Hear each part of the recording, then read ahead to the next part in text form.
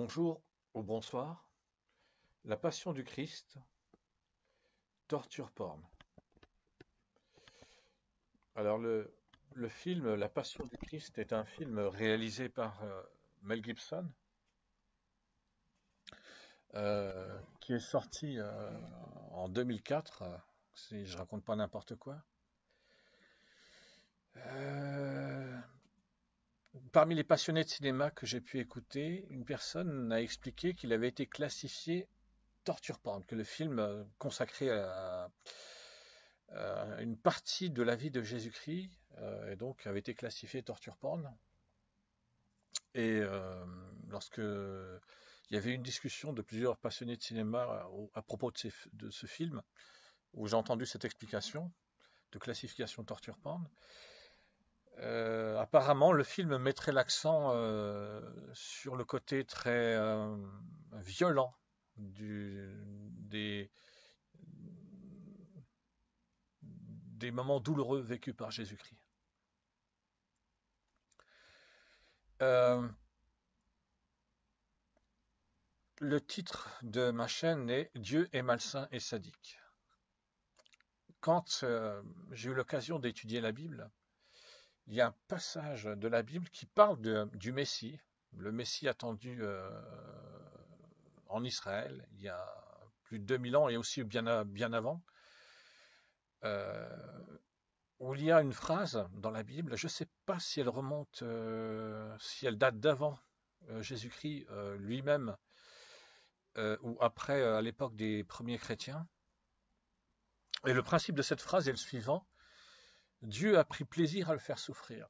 Quand j'ai étudié la Bible et que j'ai appris ce principe biblique, ce verset, c'est un verset dans la Bible, l'explication donnée était que dans la Bible, parfois, il y a une phrase qui explique Dieu fait quelque chose, alors qu'en fait, ça signifie simplement qu'il accepte de laisser faire certaines choses. Mais le principe de la souffrance, que ce soit celle de Jésus-Christ telle qu'elle est montrée dans le film de Mel Gibson, La Passion du Christ, et apparemment Mel Gibson devrait commencer à réaliser cette année, en 2023, un nouveau film consacré à Jésus-Christ, qui serait a priori la suite, puisqu'il serait question de la résurrection de Jésus-Christ. Je précise simplement ça.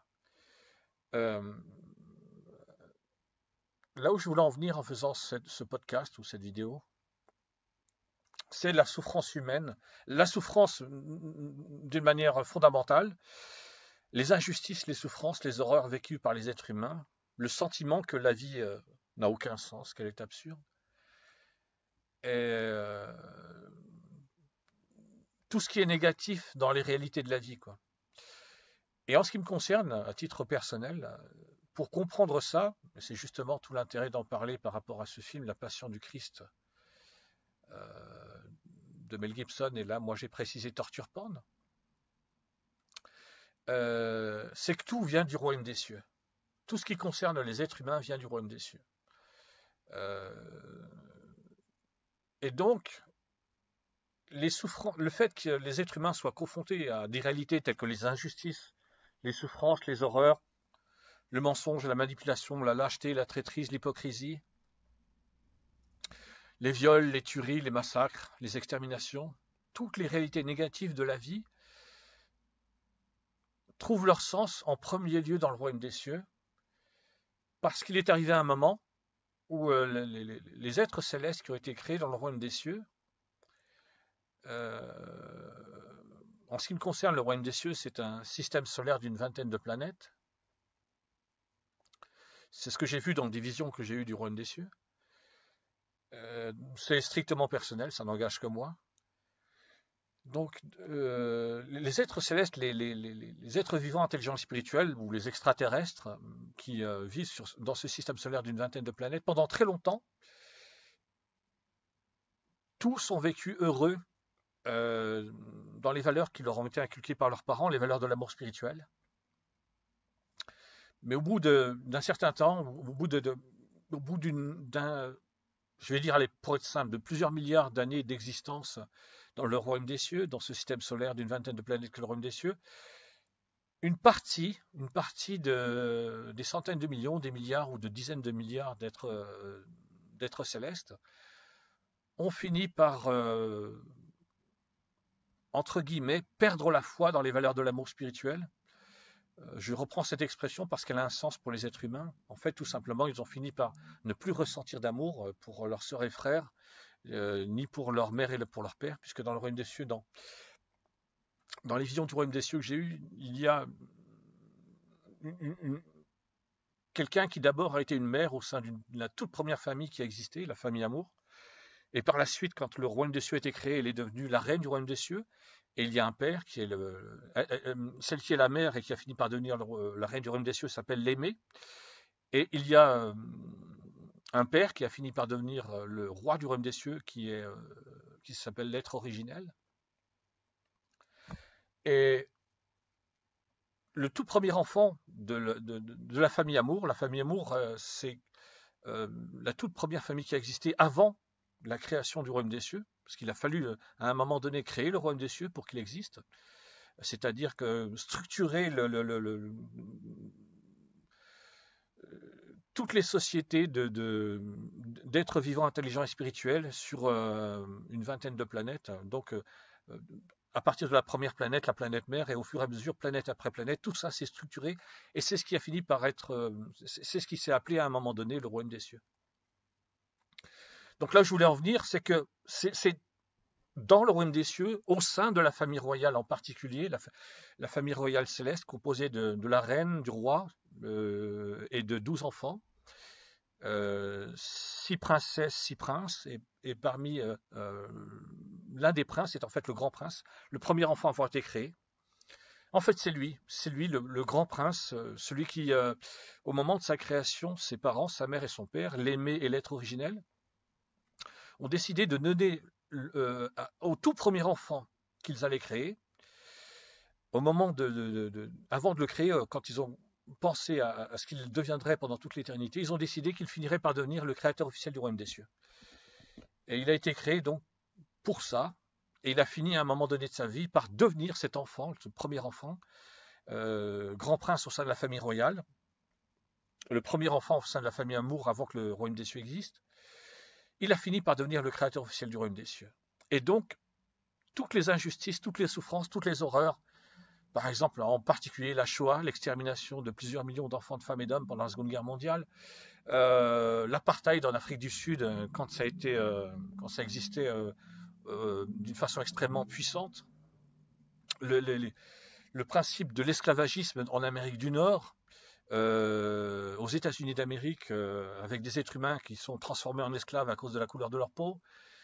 Toutes les injustices, toutes les souffrances, toutes les horreurs viennent d'un être, le premier enfant, avoir été créé dans le royaume des cieux par la première mère et le premier père qui ait jamais existé, de la première famille. Et pardon, il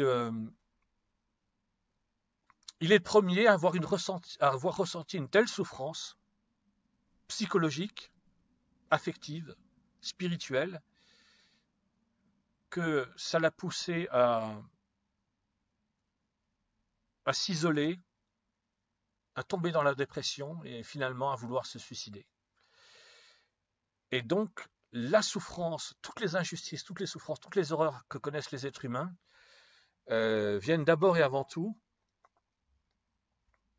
de cet être céleste, pas tout seul, il y a des millions, des dizaines de millions d'êtres célestes vivant dans l'homme des cieux qui ont fini par le rejoindre dans son rejet des valeurs de l'amour spirituel, et par rapport au fait que soit ils se sont reconnus dans le vécu de celui qui s'appelait Concepteur le Créateur, quand il était le créateur officiel du royaume des cieux, et qui, quand il a décidé seul, dans son isolement, alors j'ai dit que Concepteur le Créateur, c'est le premier enfant, et que ses parents, la première mère et le premier père qui n'ait jamais existé, ont décidé de le créer pour qu'il devienne avec le temps, d'abord le créateur officiel de la famille Amour et après le créateur officiel du royaume des cieux. Ils l'ont doté au moment de sa création, ils l'ont doté de facultés intellectuelles tout à fait exceptionnelles qui feraient de lui un véritable génie dans le royaume des cieux. Et donc, à un moment donné, quand Concepteur le créateur, parce qu'il ne ressentait plus, parce qu'il ne se reconnaissait plus du tout dans les valeurs de l'amour spirituel, parce qu'il ne voulait plus aller voir sa mère et son père comme il l'a fait pendant longtemps, quand il avait un problème, une difficulté, il allait soit voir l'une de ses sœurs, l'un de ses frères, ou en priorité sa mère et son père pour leur parler et dire voilà, je rencontre tel problème, telle difficulté, je ne sais pas comment faire pour m'en sortir, ou est-ce que vous pouvez me conseiller, m'aider? Eh bien, il est arrivé un moment quand il s'est isolé, où il ne voulait plus du tout aller voir sa mère et son père, ou une sœur et un frère pour trouver de l'aide et s'en sortir grâce aux valeurs de l'amour spirituel. Et donc, il a fini par se créer un nouveau corps dans lequel il a transféré sa personnalité pour pouvoir vivre dans des valeurs qu'il a lui-même créées parce qu'elles n'existaient pas avant dans le royaume des cieux. C'est lui qui est le créateur de ces valeurs, les valeurs de la haine spirituelle ou les valeurs de la haine. Et donc, là, je vais en revenir directement au film La Passion du Christ de Mel Gibson, d'après ce que j'ai entendu dire et d'après des extraits que j'ai pu voir, où on voit Jésus-Christ à la fois qui est flagellé et dont le corps est meurtri, euh, énormément meurtri. On voit clairement sur son corps qu'il a beaucoup souffert et qu'il a été fouetté durement. D'ailleurs, je pense que c'est pas possible d'être fouetté autrement que durement dans ce genre de circonstances. Le fait d'infliger une souffrance comme ça. Bon, là, en l'occurrence, dans le film de Mel Gibson, La Passion du Christ, ou quand il est question de Jésus-Christ, ça concerne quelqu'un qui, dans le monde occidental, pour les croyants, pour les êtres humains qualifiés de croyants, pas pour les êtres humains qualifiés d'athées, est le sauveur de l'humanité. Le fait de torturer comme ça quelqu'un, ça vient de cœur de haine. C'est un être qui, quand il a décidé qu'il allait soit se suicider littéralement, soit essayer de s'en sortir, dans un premier temps essayer de s'en sortir sans les valeurs de l'amour spirituel, grâce à ses extraordinaires facultés intellectuelles qui font de lui un véritable génie dans le royaume des cieux, eh bien quand il a créé les valeurs de la haine spirituelle, il a créé ce principe de torturer. Alors, bien évidemment, on peut torturer dans le cas de Jésus-Christ tel qu'on le voit dans le film La Passion du Christ ou tel que c'est expliqué dans la Bible, c'est un châtiment. Donc, il peut y avoir le fait de faire souffrir un être vivant, intelligent et spirituel, ou même un être vivant intelligent quand c'est un animal, parce que c'est un châtiment. On peut aussi faire souffrir par plaisir, c'est le sadisme. Cœur de haine, l'être céleste qui a fini par devenir à un moment de sa vie le créateur des êtres humains, justement, à la fois, il aime faire souffrir par châtiment, et il aime souffrir, il fait souffrir selon le principe du châtiment, qu'il y prenne plaisir ou pas, ça ne change rien. C'est le principe, tu dois être châtié, ben tu vas être châtié, tu souffres, tant pis pour toi. Et puis il prend aussi plaisir à voir des créatures souffrir et à faire souffrir des créatures. Et Ève et Adam, quand ils ont été créés, dans les visions du royaume des cieux que j'ai eues, donc ça n'engage que moi ce que je dis, Ève et Adam n'ont pas été créés pour vivre éternellement dans le jardin d'Éden. Ça, c'est une arnaque, c'est une escroquerie. Parce que Cœur de haine, quand il a inventé les valeurs de la haine spirituelle, il a inventé le principe qu'on peut, tout à fait, ce qui est une banalité parmi les êtres humains, utiliser le mensonge, la manipulation, la lâcheté, la traîtrise, l'hypocrisie, afin d'atteindre un objectif. Pourquoi? Parce que le mensonge, la manipulation, la lâcheté, la traîtrise et l'hypocrisie, ce sont des armes. Ce sont des armes qui permettent d'obtenir quelque chose ou de mener une guerre. En tout cas, pour Cœur de haine, qui pendant très longtemps a été le numéro 3 dans le royaume des cieux et le créateur officiel du royaume des cieux, ce sont des armes pour combattre ses parents, sa mère qui est l'aimée, la reine du royaume des cieux, et son père, surtout en particulier son père qui est l'être originel, qui est le roi du royaume des cieux, parce qu'il veut prendre la place de son père, il veut évincer son père de la place de roi et devenir le nouveau roi du royaume des cieux et régner pendant toute l'éternité en tant que nouveau roi du royaume des cieux avec les valeurs de la vie spirituelle. Mais pour les êtres humains, sans avoir besoin de vouloir prendre la place de quelqu'un d'autre, mais ça peut être aussi utile pour ça. Les êtres humains connaissent le principe d'utiliser le mensonge, la manipulation, la lâcheté, la traîtrise, l'hypocrisie, parce que ça permet d'atteindre l'objectif qu'on s'est fixé, et puis c'est tout.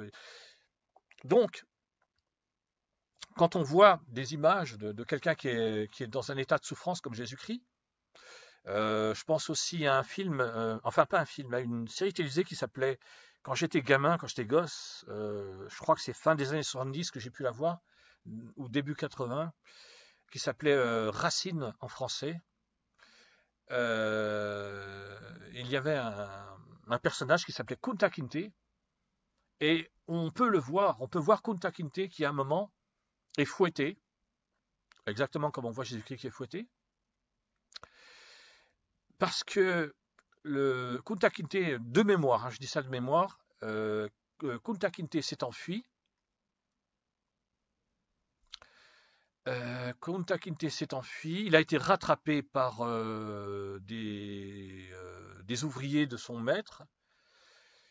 Une fois ramené à son maître, alors je ne sais pas si c'est le maître lui-même qui va fouetter Kunta Kinte ou si c'est l'un des ouvriers qui travaillent pour son maître qui vont le fouetter, mais en tout cas, il y a une chose qui est sûre, c'est que Kunta Kinte s'est enfui, il explique à son maître avec les mots qu'il peut utiliser, parce que dans l'histoire telle qu'elle est racontée à la fois dans le livre, que j'ai eu l'occasion de lire par la suite, bien plus tard, j'étais adulte quand j'ai lu le livre, et en tout cas dans le livre, je ne sais pas si c'est raconté de la même façon dans la série Racine, Kunta Kinte était en Afrique. Quand l'histoire de Kunta Kinte commence, elle est en Afrique. Il est donc arraché de son village, de sa famille, pour être emmené loin, très loin, dans un pays où il ne comprend pas la langue. Et donc, avec ces mots à lui, il explique qu'il s'appelle Kunta Kinte et pas un autre nom. Je crois que le nom, c'est Billy, je crois. Je suis pas sûr. Billy, enfin, en tout cas, un nom qui n'a rien à voir avec son nom, Kunta Kinte. Et le maître, à la fois pour punir, châtier Kunta Kinte parce qu'il s'est enfui, et aussi pour l'obliger à accepter son état d'esclave, il va fouetter, c'est-à-dire faire souffrir physiquement et en même temps psychologiquement. La souffrance est d'abord physique, mais elle est aussi psychologique. Kunta Kinte, parce qu'il veut atteindre un objectif, il veut obliger Kunta Kinte à dire son nouveau nom, Billy, son nom d'esclave. Donc lui faire admettre qu'il est un esclave. Je crois, je ne sais pas combien de temps dure la scène dans la série Racine quand ça se produit, mais il arrive à un moment, au début il refuse, Kunta Kinte refuse de dire Billy, mais à force d'être fouetté, il finit par accepter de dire Billy, tout simplement parce qu'il n'a pas le choix, tout simplement parce que la souffrance devient trop grande et qu'il faut qu'elle s'arrête, puisque le fait qu'il ne soit plus fouetté est lié au fait qu'il dise je m'appelle Billy. Voilà, voilà.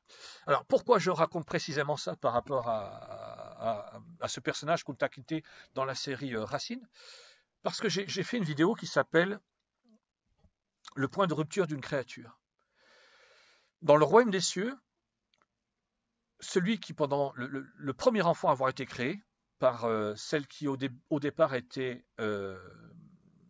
un être féminin au moment où elle a été créée, pour être l'épouse de l'être originel qui lui était un être masculin, ou qui, après avoir créé la toute première créature, ou dans l'objectif de créer la toute première créature, a décidé qu'il y aurait un être féminin qui serait la créature à laquelle il va donner la vie, et un être masculin qui serait lui-même. Peut-être que l'être originel, avant de décider de créer, n'était ni féminin ni masculin, mais qu'il a décidé en même temps de créer un premier être vivant, une première créature, de définir le féminin et le masculin pour établir une différence qui permettrait un échange de relations. Donc, l'aimer, la première mère à avoir jamais existé au sein de la première famille, la famille amour, et l'être originel, le premier père à avoir existé au sein de la première famille, ont donné la vie à un tout premier enfant, ont créé un tout premier enfant. Au moment de sa création, c'était Zark le Questionneur, parce que ce nom lui a été donné parce que, étant donné ses extraordinaires facultés intellectuelles qui feront de lui un véritable génie dans le royaume des cieux, facultés intellectuelles extraordinaires, exceptionnelles, qui devaient lui permettre de devenir le créateur officiel du royaume des cieux, il ne cesserait jamais de poser des questions et de se poser des questions. Donc Zark le Questionneur. Et au moment où Zark le Questionneur était prêt pour occuper sa fonction, devenir le créateur officiel du royaume des cieux, ses parents, sa mère et son père, l'aimaient et l'être originel, lui ont donné le nom de concepteur, le créateur. Donc c'est lui, concepteur, le créateur, qui a vécu longtemps en étant heureux dans les valeurs de l'amour spirituel, mais à un moment donné de sa vie, après plusieurs milliards d'années, il a fini par être malheureux parce que il n'adhérait plus du tout aux valeurs de l'amour spirituel. Et donc, comme je l'ai expliqué, il est passé par tout un tas d'étapes, et c'est lui qui tient absolument à ce principe-là, de prouver qu'on peut faire craquer une créature. Alors pourquoi c'est si important que ça pour Cœur de haine de prouver qu'on peut faire craquer une créature? Parce qu'à partir du moment où il a décidé que de s'en sortir en dehors des valeurs de l'amour spirituel, d'essayer de s'en sortir en dehors des valeurs de l'amour spirituel grâce à ses facultés intellectuelles extraordinaires, donc de mettre au point un plan, de trouver une solution, il a créé les valeurs de la haine, et il a mis au point un plan pour déclarer la guerre, une guerre de valeurs. Hein. C'est pas une guerre physique, c'est pas une guerre physique. C'est une guerre de valeurs, les valeurs de la haine contre les valeurs de l'amour. Petite précision qui a son importance, c'est pas le bien et le mal, c'est pas l'opposition du bien et du mal. Le bien et le mal font partie intégrante des valeurs de la haine. Intégrante. Pour expliquer ça très simplement, dans les valeurs de l'amour spirituel, on ne tue pas un être vivant. On ne peut pas tuer un être vivant. Alors que dans les valeurs de la haine spirituelle, dans les valeurs du bien et du mal, on peut tuer un être vivant. Un soldat qui est en pleine guerre, personne ne va lui reprocher d'avoir tué un autre soldat sur un champ de bataille. Un être humain qui vit dans une société qui est en paix, s'il se retrouve dans ce qu'on appelle un état de légitime défense et que pour arriver à sauver sa vie, il a tué un autre être humain, on ne considérera la justice qui devra juger ce cas de figure à partir du moment où il aurait été clairement établi qu'il c'était bien un cas de légitime défense, que l'être humain qui s'est retrouvé accusé de meurtre l'a fait pour sauver sa vie, il ne sera pas condamné pour meurtre, il ne sera pas jugé et condamné pour meurtre parce que il devait sauver sa vie. Son objectif, ce n'était pas de tuer la personne qui l'a agressé, mais il devait sauver sa vie. Donc, dans les valeurs de la haine spirituelle, dans le principe du bien et du mal, il y a des cas de figure où on peut tuer. Dans les valeurs de l'amour spirituel, c'est totalement impossible. On ne tue pas un être vivant volontairement. C'est-à-dire que soit on ne tue pas un être vivant volontairement, comment dire ça? En fait, non, purement et simplement, on ne tue pas un être vivant. C'est tout, purement et simplement. C'est ce qui fait fondamentalement la différence. Alors, les valeurs de l'amour spirituel sont utilisées dans le royaume des cieux. C'est-à-dire que c'est d'abord et avant tout utilisé par des êtres qui ne sont pas confrontés à ce principe de je suis en danger de mort, donc il faut que je tue quelqu'un pour ne pas. Mais dans le cas d'un être vivant dans le royaume des cieux, eh bien, il serait obligé de se laisser tuer. Alors, littéralement, ce cas de figure ne s'est jamais produit. Littéralement, ce cas de figure ne s'est jamais produit dans le royaume des cieux. Par contre, ce qui s'est produit dans le royaume des cieux, c'est qu'un être céleste du royaume des cieux, l'aimé, la reine du royaume des cieux, quitte la planète Terre pour venir, quitte le royaume des cieux. Donc, c'est la planète mère. Dans le royaume des cieux, l'endroit où elle vit s'appelle la planète mère. La planète où elle vit s'appelle la planète mère. Elle quitte la planète mère dans le royaume des cieux pour exister en tant qu'être humain sur la planète Terre. Et cet être humain, c'est Jésus-Christ. Et là, Jésus-Christ va offrir sa vie en sacrifice. Alors, tel que c'est expliqué dans la Bible, et tel que c'est connu des êtres humains, parce que c'est enseigné ainsi par toutes les religions monothéistes, Jésus-Christ offre sa vie en sacrifice pour acheter les êtres humains. Dans les visions du royaume des cieux que j'ai eues, ça n'a rien à voir avec ça. Le fait que Jésus-Christ rachète les êtres humains, c'est une conséquence de son sacrifice, mais ce n'est pas la raison d'être de son sacrifice. Quand Jésus-Christ offre sa vie en sacrifice, dans les visions du royaume des cieux que j'ai eues, c'est pour donner la possibilité, c'est pour ramener au sein de l'enclos de la famille amour les brebis perdues des royaumes des cieux, pour réutiliser un langage biblique. C'est-à-dire que tous les êtres célestes, en premier lieu, cœur de haine, parce que c'est le premier enfant à avoir été aimé par l'aimé, la reine du royaume des cieux et l'être originel, le roi du royaume des cieux. Donc, en premier lieu, cœur de haine, mais aussi tous les êtres célestes qui ont choisi de vivre dans les valeurs de la haine spirituelle. C'est pour eux que Jésus-Christ, qui dans le royaume des cieux est l'aimé, offre sa vie en sacrifice. Pour leur montrer qu'il est prêt, autrement dit que dans le royaume des cieux, elle est prête, l'aimée, la reine du royaume des cieux est prête à mourir pour ses enfants, que l'être originel, le roi du royaume des cieux, est prêt à laisser mourir pour l'être pour lequel il a le plus d'amour, l'aimée, la reine du royaume des cieux, qui avant cela était son épouse. Donc le sacrifice de Jésus, l'aimée dans le royaume des cieux, la reine du royaume des cieux, c'est d'abord et avant tout pour sauver les êtres célestes qui ont rejeté les valeurs de l'amour spirituel, les valeurs de leur mère, la reine du royaume des cieux, et de leur père, le roi du royaume des cieux.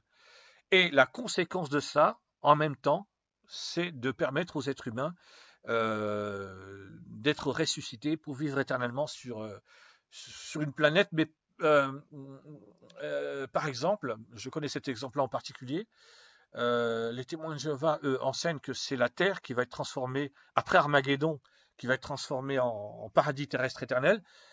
Dans les visions du royaume des cieux que j'ai eues, une seule planète ne suffit pas, pour une raison extrêmement simple. C'est que les êtres, déjà en premier lieu, j'allais dire, il faut que je précise, pour deux raisons extrêmement simples. En premier lieu, parce qu'il n'y aura pas que les témoins de Jéhovah qui vont être sauvés. C'est dans les visions du royaume des cieux que j'ai eues, l'humanité tout entière est sauvée à Armageddon, tout simplement parce qu'Armageddon, c'est la libération pour les êtres humains. C'est une libération définitive et éternelle pour les êtres humains. La libération de quoi? En fait, la libération de l'autorité qu'a cœur de haine, qui a créé les êtres humains.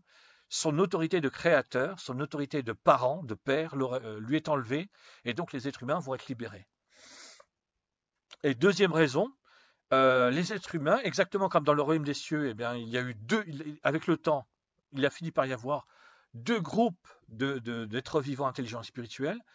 Un premier groupe d'êtres vivants intelligents et spirituels qui ont été et qui continuent et qui continueront pendant toute l'éternité, d'être heureux de vivre dans les valeurs de l'amour spirituel, et un deuxième groupe d'êtres vivants intelligents spirituels qui, eux, au départ, au moment où après leur création et pendant longtemps, pendant au moins 1 milliard d'années, probablement plusieurs milliards d'années, ont été heureux de vivre dans les valeurs de l'amour spirituel, mais ils ont fini par ne plus être heureux de vivre, être dans les valeurs de l'amour spirituel, être malheureux de vivre dans le royaume des cieux gouverné avec les valeurs de l'amour spirituel. Ils ont rejeté les valeurs de leurs parents, ils se sont approprié d'autres valeurs, les valeurs de la haine. Donc, les êtres vivants, intelligents et spirituels ne peuvent pas vivre éternellement ensemble. C'est pas possible. Ce qui s'est passé dans le royaume des cieux le prouve. Et donc, pour les êtres humains, le même principe est en jeu. Les êtres humains athées ne peuvent pas vivre éternellement heureux sur une planète où il y a des êtres humains, par exemple, qui sont croyants, tout simplement parce que ce qu'ils voient dans les religions monothéistes ne leur plaît pas du tout. Les musulmans ne peuvent pas vivre éternellement sur une planète où il y a, par exemple, des chrétiens, toutes sortes de chrétiens, des juifs, toutes les nuances qu'on peut trouver dans le judaïsme, et aussi avec des êtres humains athées, aussi avec des agnostiques ou des bouddhistes, ou ainsi de suite. Parce que chaque groupe d'êtres humains, pour être éternellement heureux, a besoin de vivre sur une planète où les principes de vie leur conviennent réellement pendant toute l'éternité. Donc ça nécessite un très grand nombre de planètes par rapport aux êtres humains, vu qu'ils sont à la fois des milliards, et que pour les êtres humains, c'est pas comme dans le royaume des cieux, il n'y a que deux camps possibles, deux valeurs possibles, les valeurs de l'amour spirituel ou les valeurs de la haine. Le camp des êtres vivants, intelligents et spirituels qui sont heureux de vivre éternellement dans les valeurs de l'amour spirituel, et de l'autre côté, le camp des êtres vivants, intelligents et spirituels qui sont heureux de vivre éternellement dans les valeurs de l'amour spirituel. C'est comme ça dans l'homme des cieux, il n'y a que deux camps. Mais pour les êtres humains, c'est impossible de faire uniquement deux planètes, quoi. C'est pas possible. Il faut, enfin, deux planètes ou deux systèmes solaires, si on veut, deux systèmes solaires, puisque le royaume des cieux est un système solaire en ce qui me concerne. Donc, pour les êtres humains, au moment d'Armageddon ou après Armageddon, donc ce sera la libération pour tous les êtres humains, et il y aura une planète pour chaque groupe d'êtres humains, chaque fois qu'il sera nécessaire de former un groupe. C'est-à-dire que, par exemple, même parmi les êtres humains athées, il y a des êtres humains athées qui auront certaines convictions et pas d'autres, et d'autres êtres humains qui auront justement les autres convictions que n'ont pas le premier groupe d'êtres humains athées. Donc, ça veut dire qu'il faudra un très grand nombre de planètes, peut-être plus d'une centaine, peut-être plusieurs centaines, peut-être des milliers, je ne sais pas exactement, mais ce n'est pas un problème. S'il y a bien une chose que que les êtres humains vivant sur la planète Terre savent au début du XXIe siècle, c'est que le nombre de planètes qui peuvent être utilisées est tellement grand que on pourrait même faire une planète par être humain, ça poserait aucun problème. Mais bon, c'est pas l'objectif, c'est pas l'objectif. Alors, donc, je vais terminer sur le titre du podcast ou de la vidéo. La passion du Christ, torture porn. Quand les êtres célestes vivant dans l'homme des cieux dans ce système solaire d'une vingtaine de planètes, qu'est le royaume des cieux, avec des centaines de millions, des milliards, ou voire même des dizaines de milliards d'êtres vivants, intelligents et spirituels, ou on peut dire aussi des centaines de millions, des milliards ou des dizaines de milliards d'extraterrestres, lorsque celles et ceux qui ont choisi les valeurs de la haine l'ont fait, c'est parce que les valeurs, pour eux, pour elles et pour eux, les valeurs de l'amour spirituel ont fini par avoir un grave problème. Quel est ce problème? Eh bien, c'est le côté bisounours. C'est le fait, il y a une expression dans la langue française qui est c'est bisounours, ou c'est comme dans un épisode des bisounours, ou c'est le monde des bisounours. Ça veut dire que c'est beaucoup trop naïf, beaucoup trop guimauve, beaucoup trop manichéen, beaucoup trop simple, beaucoup trop. Les êtres célestes qui veulent vivre qui sont heureux de vivre éternellement dans les valeurs de la haine spirituelle, eux, ils veulent une vision de la vie que moi personnellement je qualifierais de version porno de la vie. Pourquoi version porno de la vie? Eh bien, pour expliquer les choses très simplement, quand on est un enfant, quand un être humain est un enfant, il peut être heureux, vraiment heureux, en regardant des émissions et en jouant à des jeux extrêmement simples, vraiment extrêmement simples. Donc, par exemple, c'est pour ça que j'ai fait référence aux bisounours, un enfant peut être heureux en regardant, je veux dire heureux dans le sens de... un enfant peut être heureux de vivre, avoir une vie de plénitude, être content, avec des choses simples telles que des dessins animés simples où il n'y a pas de violence, il n'y a pas de meurtre, il n'y a pas de... Je ne sais pas mieux l'expliquer que ça, désolé, je ne sais pas mieux l'expliquer que ça. Alors que les adultes vont rechercher d'autres choses. Ça ne veut pas dire que les plaisirs simples vont disparaître de la vie des adultes, les plaisirs simples vont rester dans la vie des adultes, mais ils vont aussi rechercher des films d'horreur, des films d'action, des films de violence, de la pornographie aussi. Donc ils veulent des choses dont un enfant peut parfaitement se passer et être quand même heureux de vivre. Et c'est ce que les êtres célestes qui vivent dans les valeurs de la haine spirituelle recherchent. Ils recherchent une vision de la vie que moi, personnellement, je pourrais qualifier de porno ou de pornographique, où on peut... dans ce sens où, pour eux, les valeurs de l'amour spirituel, c'est trop bidon, quoi. C'est vraiment... Ça n'a aucun intérêt pour eux. Ils veulent passer à autre chose. Et dans cette vision porno de la vie, eh bien, il y a le mensonge, il y a la manipulation, il y a la lâcheté, il y a la traîtrise, il y a l'hypocrisie, il y a la vanité, il y a le fait de se vanter de ce qu'on est, de ce que l'on a. Si quelqu'un est riche, il va se vanter de sa richesse. Si quelqu'un, comme celui qui était concepteur, le créateur, et qui a fini par devenir Cœur de Haine, a des facultés intellectuelles tout à fait exceptionnelles qui font de lui un véritable génie dans le royaume des cieux, il va se vanter de ses capacités intellectuelles tout à fait exceptionnelles. Mais il y a aussi le fait d'apprécier de faire souffrir une créature, de faire souffrir un autre être vivant intelligent et spirituel, ou un autre être vivant intelligent comme des animaux. Donc, la passion du Christ, torture porn, je conclurai sur l'idée que dans le principe du bien et du mal, les êtres humains publiquement expliquent que c'est mal de voir souffrir quelqu'un, que c'est mal de vouloir voir souffrir quelqu'un. C'est mal de vouloir voir souffrir quelqu'un, c'est mal de ceci ou c'est mal de cela. Enfin, tout un tas de trucs qui sont censés être du côté du mal. Mais en réalité, quand j'écoute, je m'inclus dedans. Hein, je m'inclus dedans. Il est hors de question pour moi d'établir un jugement sur quelqu'un d'autre. C'est pas du tout l'idée de. Je suis un être humain au même titre que les êtres humains dont je vais parler. Les passionnés de cinéma, quand je les écoute, ils expliquent qu'ils aiment bien voir des films d'horreur. Parce que dans les films d'horreur, par exemple, il y a telle façon de tuer un être humain qu'ils trouvent intéressante, ou telle autre façon de tuer un être humain qu'ils trouvent sympa, ou telle autre façon de tuer un être humain qu'ils trouvent drôle, ou encore dans les films d'action.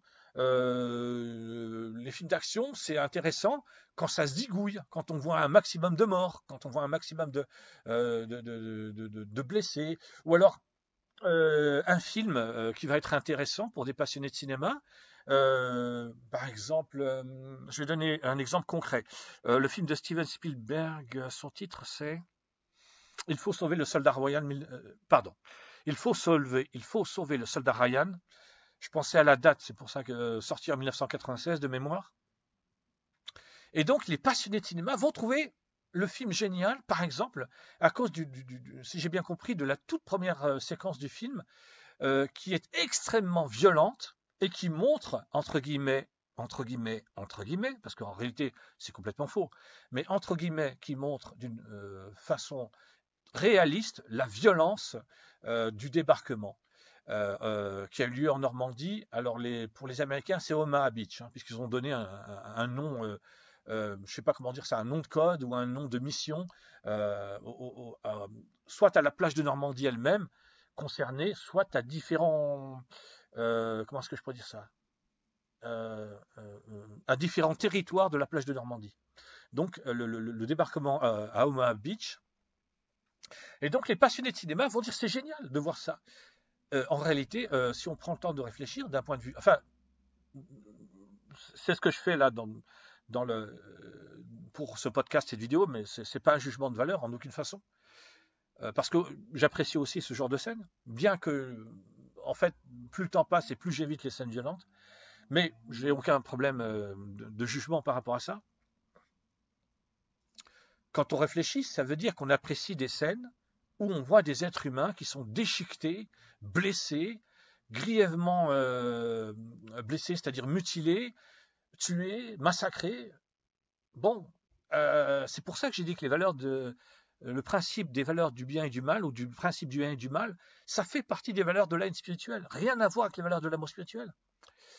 Quelqu'un qui a les valeurs, qui fonctionne selon les valeurs de l'amour spirituel, il pourra regarder un film tel que Soldat Ryan, mais il ne pourra pas l'apprécier du tout. Il ne pourra pas du tout l'apprécier. Donc, les êtres célestes qui voient ce qui se passe sur la planète Terre, ils peuvent le voir, ils peuvent regarder ce qui se passe sur la planète Terre, mais ils ne peuvent pas l'apprécier. Alors que les êtres célestes qui vivent selon les valeurs de la haine spirituelle, à la fois ils regardent ce qui se passe sur la planète Terre et ils l'apprécient. Je vais m'arrêter là. Merci. Au revoir.